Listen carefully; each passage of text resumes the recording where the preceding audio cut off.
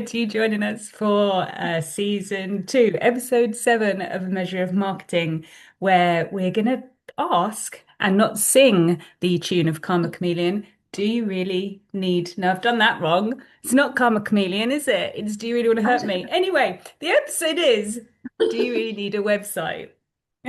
I feel like we need to give some context as to I like think this we laughter do. when we first start is genuine. I feel it's not a fake. We've had a whole 45 minutes.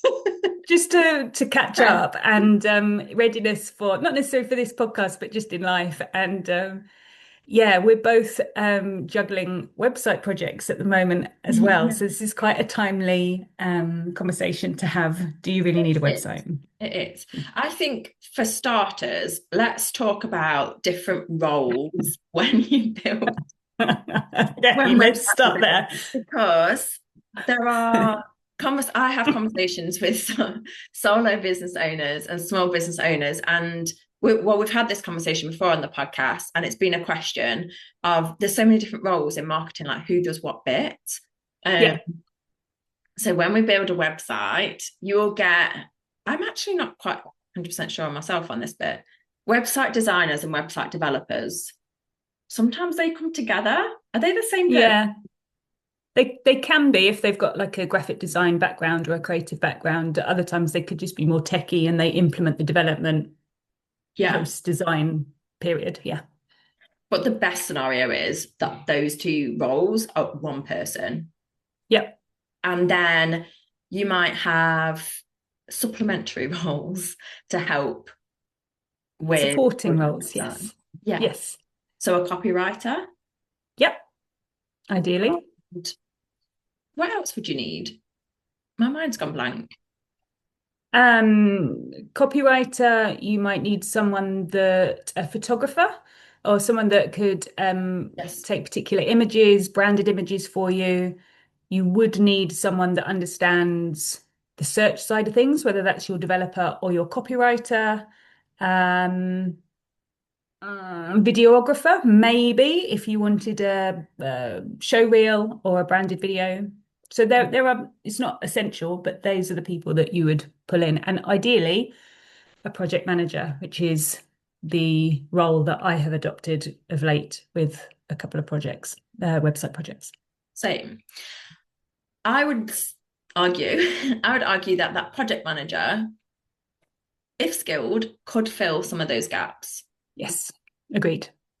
So as a project manager, that bit of helping the small business owner, I've definitely done this before in the past, of helping to brief the photographer, Hmm. showing the photographer what the site will look like design wise, and filling the gaps, the Hmm. appropriate places. If that project manager is a skilled copywriter, can Hmm. write copy for website Hmm. specifically because it is a specific Hmm. task, Hmm. and that project manager do the SEO and keywords Hmm. within that copywriting. Hmm. For me, that's always a little gap, always a little gap. So that is an important part. I guess the answer to the question, do you really need a website beyond that point? What are your thoughts on that? I don't know. When you start looking at all the different roles involved and the different elements to actually getting a website over the line, it would be a lot easier to say, no, you don't really need a website because that is a lot, and it is a lot of stress in terms of It the is. beginning to the end, the research, the design, the development, the quality testing, ensuring the customer journey's there as well. There's so Yeah. much to it. It would be so much easier to say, no, you don't need one. I Here's the story. I went self-employed in 2017. Okay. I did it in the June. So Mm-hmm. I was out there. I'd kind of made a fuss of it during my notice period. I didn't have a website built until my birthday in the January. And I launched it on my birthday as a way of going, the best birthday present I could have done is I've built my own website, rah, rah, rah. So for that 6 or 7 months, I actually looked back at my invoicing and I looked and I had 6 or 7 clients. Six. say half a dozen clients, and I had money coming in before I'd even had a website. So that was the kind of the fuss, the honeymoon, the word of mouth, the referrals. People knew me, wanted to work with me, which was lovely. And when I looked, those clients um, retained into the new year of 2018. Once you've exhausted that, you need somewhere, you need something to pull people in. And I think Yeah. LinkedIn can do it. You can create an email list. You know, we've talked about this before. But actually, once you go through the pain of creating a website, and I think you need a bit of time to understand your why and your purpose before you can even create one, because actually it's really hard.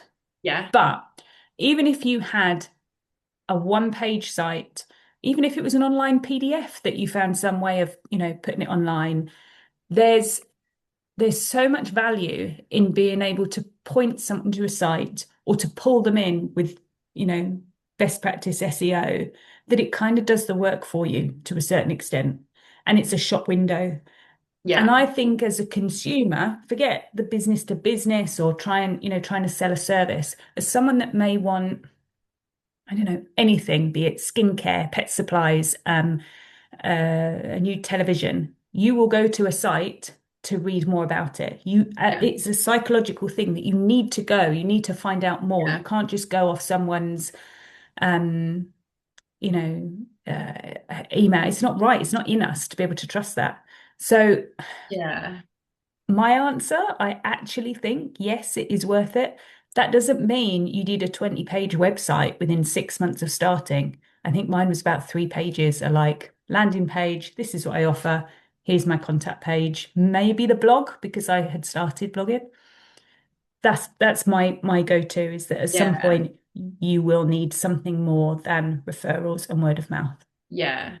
And definitely agree. Yours works really well. Like you're always telling me that you get inquiries through yours. Um, and that's the main thing for me, like that, like you say, that psychological research bit that Yeah. we all do now since we've had the internet, and the professionalism, the just being part of the thing, having a Mm. website. For me, I had a website from the off. It was like the first thing that I did. And but actually when I had it redesigned, it wasn't actually that painful because I Mm. had the base of Yeah. my first website. What really helped me was I really got to the point of deciding what services I was going to display on my website, and going through that process with my website designer made me go, okay, now I've really just got to make a decision on what I offer. Because the first year where I was using my own built website, I didn't really tackle that question. Mm. And it made me really like solidify my branding even more so Mm. when I had a year of my own design, and then it wasn't a huge rebrand, but I outsourced it and got someone else to do it Hmm. for me. And that process of just having someone external and being like, take away this, take away that, make this more simple, like refine your services, was really helpful. Actually, was really helpful for me for year 2 and year 3 of my business. So what effect would it have on you if you didn't have a website? Do you know what? Actually, like I keep a track of my like analytics, and I think for me, like the way in which I do the rest of my marketing, email marketing, posts on socials, etc., etc. I think the majority of the time I'm like bringing people back, and my traffic has gone up. However, Mm. like real talk, I have had one inquiry through my website, but I have trust in the fact that traffic's landing on that space. Hmm. People might be making a decision about me or not, or talking about me elsewhere. Like I'll just have full faith in that.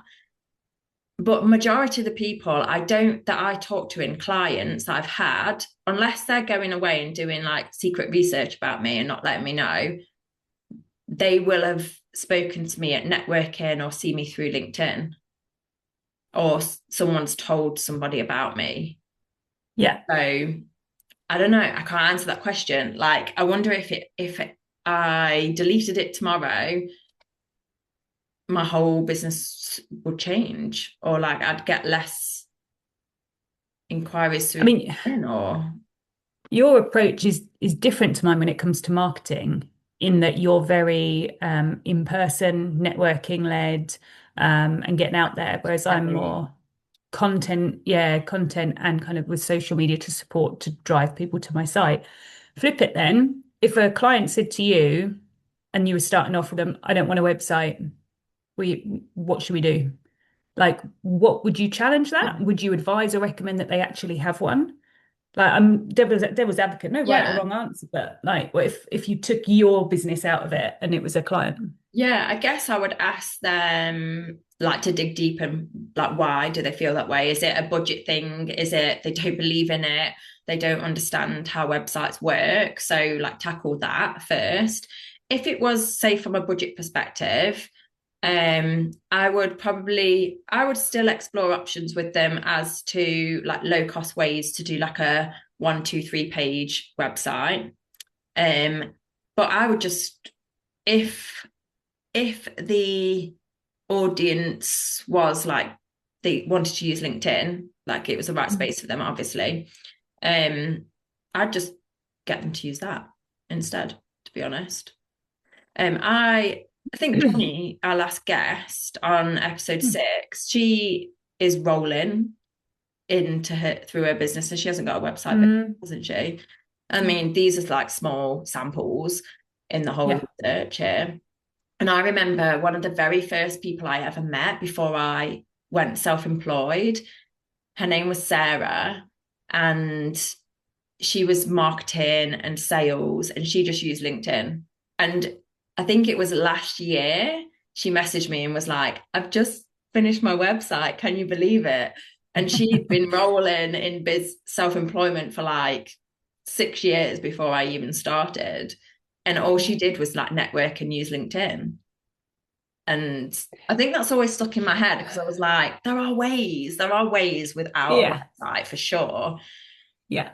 But my marketeer's brain is like, yeah, you want one, but not at the detriment of it either being pretty and not working technically, or going out and spending a whole load of money and you're not doing anything with it and letting it get messy or Yeah. be Yeah. dormant, because that's pointless as well. Yeah. Yeah. I think if you know, the question, do you really need a website? I think it, why the hell wouldn't you? Like, you know, it's kind of part of the marketing mix of almost a fundamental from a branding perspective. Yeah. But you know, we have real life case studies of, as we've just mentioned, of people that have used it without it. I did it for 6 months, still have business coming in. Jenny's, you know, thriving without one, even though, you know, she mentioned that she does want one at some Yeah. point. I think if you wanted growth, if you wanted to go Oh from yeah. one or two people to an agency or to a team Sure. based, I think it's a no-brainer. I think No you brainer. need that and you move from I to we and you know you expand that way. But Sure. to Sure. start with, at least, I don't think you need one. I don't. I think at some point you will want one because you will grow as a business owner yourself and Yeah. want to share more, be it services or expertise in a blog or a vlog or whatever else. But yeah, I think it gives you a bit of ownership having your own website as a shop Does. window as well. Because I have some clients that don't like relying on YouTube or LinkedIn to generate inquiries, and Mm. they much prefer to host stuff on their own site, and they see more value in that. But there's networks that there for a reason. So maybe it's the Yeah. balance. Maybe it's, you know, having a bit of both. Yeah. And I guess out of it, it seems like your first year, like, don't stress it too much. Oh, Like, yeah. the biggest thing is to get out there. Don't overdo the social still, but like choose one channel. I think I say this all the time, like choose one channel, but if it's LinkedIn, do it well. Start to like gather your thoughts on branding, but spend that first year like meeting people and refining your services, because there's definitely clients that I've had or solo entrepreneurs I talk to, and they're just setting out and their website work is just overwhelming because they haven't got their head straight on the whole branding bit and like delving really deep into what their mission, purpose is, Yeah. who their audience is yet. Yeah. I think I think go on, please. I was going to say, I think you kind of know it, but like the website work requires you to go pretty deep into it, particularly when you're writing copy and all of that. Like you do need to delve into it. So spend the time. I would say spend the time and allow that to come to you in that first 8 months or so, like you did. I'd agree. And I think if you're thinking of pivoting, or if you're thinking of just changing how you approach your audience or your messaging or anything else, I think you need that time, as you say, to be able to develop your niche or your messaging or your approach. Because if you start editing your site once it's up and running, and I know Beth mentioned this, Beth Rawlins, who's been a guest on the podcast before in season 1, if you start editing it willy-nilly, you almost undo all the good that you're doing with search by submitting it to Google, indexing your pages. Yeah. You know, you need time to know that, right, this is the right copy, this is the right information to put on my site at this point, and I don't need to change it. I need it to work.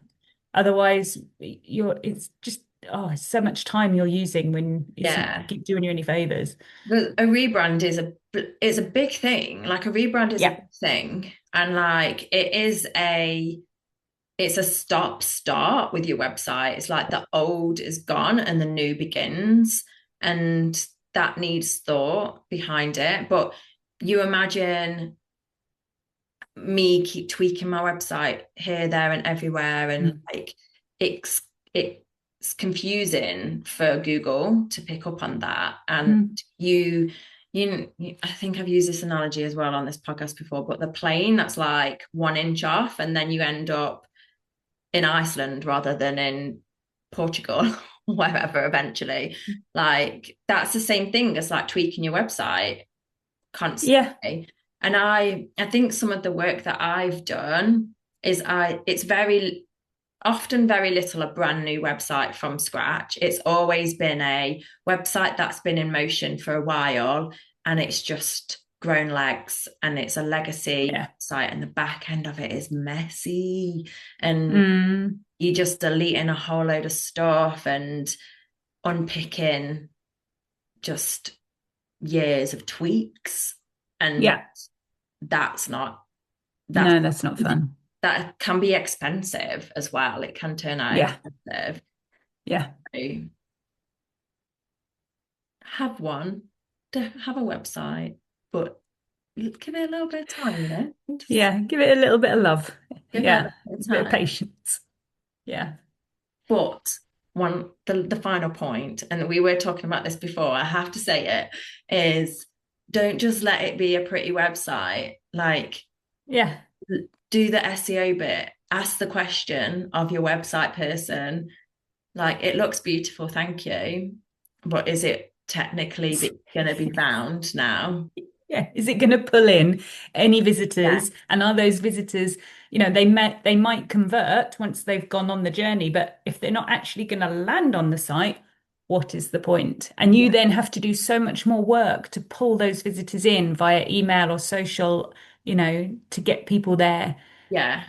Do the back end stuff and do it first. Do it right. Don't. So one question you should be asking of your website person and either your copywriter or your project manager person is, are you writing with keywords in mind? And get involved in that process, I would say, because it's based off your audience. So they should be asking you who your audience is. I'm sure they will, but also what are the common questions that are asked? Like what does your audience ask you? Those key things. Yes. I feel we're venturing into another episode Totally. But just please ask. What are my keywords? Should we change the episode title? But I would say, I would argue that point of like, yes, it's important to have a website, but only if it's a full, complete one. Yeah, do you really need a website? Actually, yeah, you probably do, but not if it's just going to look pretty and not actually do the work that, it's meant to do. It's meant to do the heavy lifting, so you don't have to. If you do it right, you will pull in the visitors and you will get the inquiries. Yeah. Yeah. On that note, thanks, Kelly. You're welcome. Until the next one. Until the next one. Thank you to everyone who is listening. If you are listening on Spotify, give us a little like. You can like on Spotify, can't you? Yeah, and on YouTube, and you can subscribe too. Yes. And follow us. Like and a comment on YouTube, and subscribe for future episodes as well. Goodbye. Goodbye, Hayley. Bye. Bye.